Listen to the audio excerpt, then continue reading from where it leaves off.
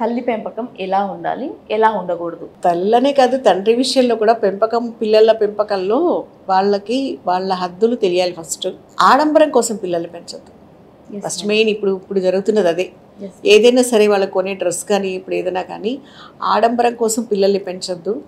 అలాగే చదువు విషయంలో పిల్లలకి చిన్నపిల్లలప్పటి నుంచి కూడా ఒక బాధ్యత నేర్పించకపోతే పెద్దయ్యాక అది అర్జెంటుగా రాదు. మొన్న ఒకళ్ళు ఎవరో డైలాగ్ అంటే మా క్లోజ్గా నా పక్కన మాట్లాడుతున్నప్పుడే ఇప్పటి నుంచి ఎందుకు పెద్దయ్యాక నేర్చుకుంటుంది కదా అని. ఇప్పుడు నేర్చుకోతే పెద్దయ్యాక ఎలా వస్తుంది అని అడిగాను నేను. సింపుల్, వాళ్ళ బట్టలు వాళ్ళు మర్చుకోవడమే. అమ్మాయి నేను వంట చేయడం నేర్పించలేదా మీ అమ్మాయికి, లేదా ఇల్లు తడిగుడ్డ పెట్టి తుడవటం నేర్పించలేదా అని అడగల. జస్ట్ వాళ్ళ బట్టలు వాళ్ళు మర్చుకోవడం అంతే మేడం. ఇప్పటి నుంచి ఎందుకు పెద్దయ్యాక నేర్చుకుంటుంది కదా అని. ఇప్పుడు నేర్చుకోతే పెద్దయ్యాక బట్టలు మడవటం ఎలా వస్తుంది అని. లేదంటే ఇప్పుడు మీ పిల్లలకి పెళ్లి చేశాక నువ్వు మీ హస్బెండ్ ఇద్దరు ఇంటికి వెళ్ళి వారానికి ఒకసారి వాళ్ళ బట్టలు మడిచి రావాలి మీరు అని కూడా చెప్పారు. అంతే మేడం. ఇది కూడా అన్నా నేను. అవును.